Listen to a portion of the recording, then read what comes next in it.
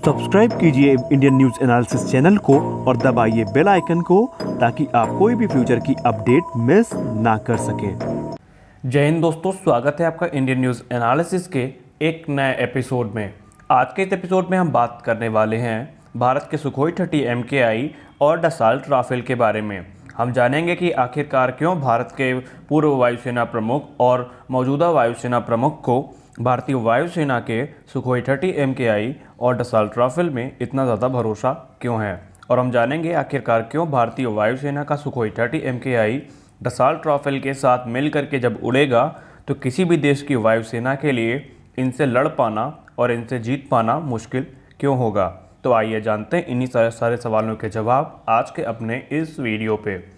भारत के पूर्व वायुसेना प्रमुख VS धनोआ और मौजूदा वायुसेना प्रमुख श्री RKS भदौरिया ने कई बार अपने मीडिया इंटरव्यूज़ में कहा था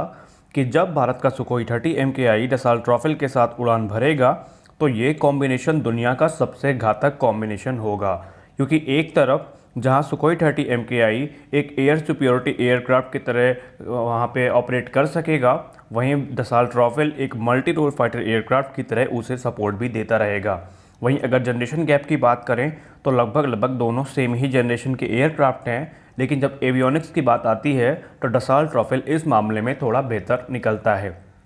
वहीं सबसे बड़ी बात इनके कॉम्बिनेशन में ये होगी कि एक तरफ जहां डसाल्ट राफेल मेटियोर जैसी मिसाइल से लैस होगा, वहीं सुखोई 30 MKI अस्त्र और R-77 जैसी घातक मिसाइलों के साथ उड़ेगा। एक तरफ जहां सुखोई 30 MKI में ब्रह्मोस सुपरसोनिक क्रूज मिसाइल होगी, वहीं दूसरी तरफ डसाल्ट राफेल भी स्कैल्प जैसी मिसाइलों को लेकर के उड़ सकेगा। एक तरफ सुखोई 30 MKI जहां पर दुश्मन के जहाज़ों को आसानी से तबाह कर पाएगा, वहीं डसाल्ट राफेल हमारा दुश्मन के ठिकानों को काफ़ी आसानी से तबाह करने की क्षमता रखता है। सबसे बड़ी बात यह है कि डसाल्ट राफेल और सुखोई 30 MKI के पास जो वेपन स्ट्राइक पैकेज है वो इस समय किसी भी एयरफोर्स के पास नहीं है। पाकिस्तान की बात की जाए तो उनके पास मुख्य एयरक्राफ्ट के तौर पर F-16 और JF-17 यानी जंग 17 थंडर है, जो कि किसी भी लायक नहीं है क्योंकि उनको हमारे MiG-21 से ही गिराया जा चुका है। वहीं चाइना की बात करें तो चाइना किसी भी US एयरफोर्स के एयरक्राफ्ट को देख करके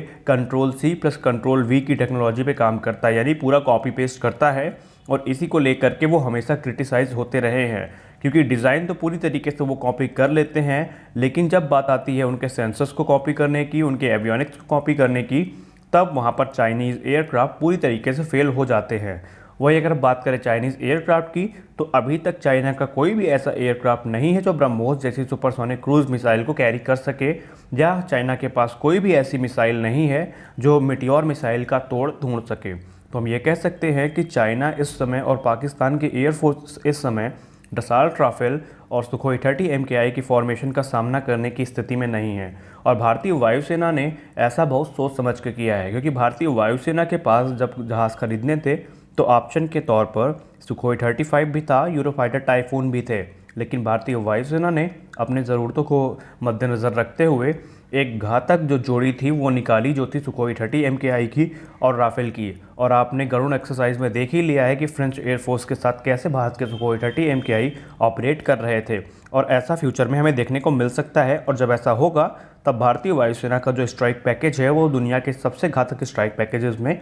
एक हो जाएगा। और बड़ी बात यह है कि राफेल अब वहाँ फ्रांस से उड़ चुके हैं, जो कि अभी UAE के अल दफ्रा एयरपोर्ट पे